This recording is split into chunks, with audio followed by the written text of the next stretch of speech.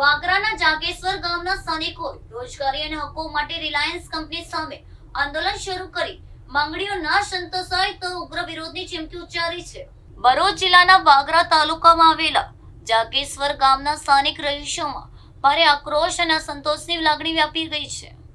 પોતાના વ્યાજબી હક અને અન્યાય સામે અવાજ ઉઠાવવા માટે ગ્રામજનો રિલાયન્સ કંપની સામે આંદોલન કરવા મજબૂર બન્યા છે. ગામ નજીક આવેલી કંપની દ્વારા સ્થાનિક લોકોને રોજગારી આપવા સહિતના વિવિધ મુદ્દે લાંબા સમયથી ઉપેક્ષા કરવામાં આવતી હોવાનો ગ્રામજનોએ ગંભીર આક્ષેપ કર્યો છે. કંપની દ્વારા સ્થાનિક યુવાનોની રોજગારીમાં પ્રાધાન્ય આપવાના બદલે તેમની માંગણીઓને સતત નજરઅંદાજ કરવામાં આવી રહી છે.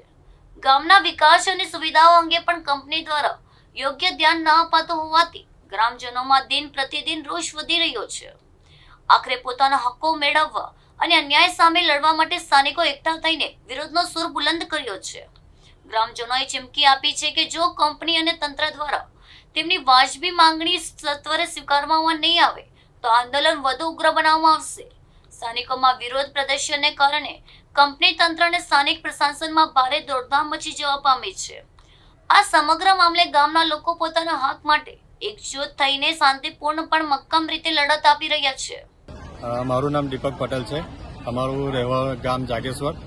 અમારો મુખ્ય મુદ્દો છે જાગેશ્વર ગામનો કે જમીન જીઆઈડીસીમાં આપ્યા પછી આજે હવે રિલાયન્સ કંપની એ જગ્યા ઉપર આવી છે, તો અમને લેન્ડ લુઝર તરીકે જે નોકરી મળવી જોઈએ તે મળેલ નથી અને જણાવ્યા બાદ એમને ના પાડી છે, જેને લઈને અમારું સમગ્ર ગ્રામ તાલુકાના સમગ્ર ખેડૂતો આજે ગેટની સામે ગાંધી ચિંતા માર્ગે ધરણા પર બેઠા છે. આ લડત કેટલા સમયથી લડી રહ્યા છો? આ લડત અમારી છેલ્લા 2 વર્ષથી ચાલી રહી છે.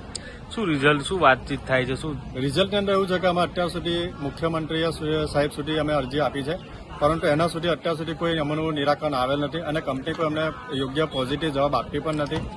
કંપની સાથે વાતચીત થાય છે તો શું જણાવે છે? કંપની સાથે અમારી 2 વખત મીટિંગ થઈ, જેની અંદર જીઆઈડીસી પણ હાજર હતી, જીપીસીપી પણ હાજર હતી.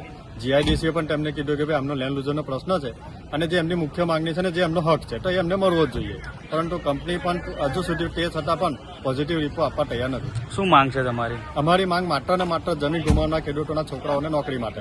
આજરોજ જો બેઠા છો તો ન્યાય નહીં મળે તો શું કરશો? અમે આજરોજ જે આંદોલન માટે બેઠા છે, ધરણા માટે બેઠા છે, એ જ્યાં સુધી અમને ન્યાય નહીં મળે, અમને જમીન ગુમાવનાર ખેડૂતોના દીકરાઓને નોકરી નહીં મળે ત્યાં સુધી અમે કાયમના માટે અમે અહીંયા બેસીશું. અચોક્કસની મુદત માટે અમારી આ ધરણા આજથી ચાલુ રહેશે.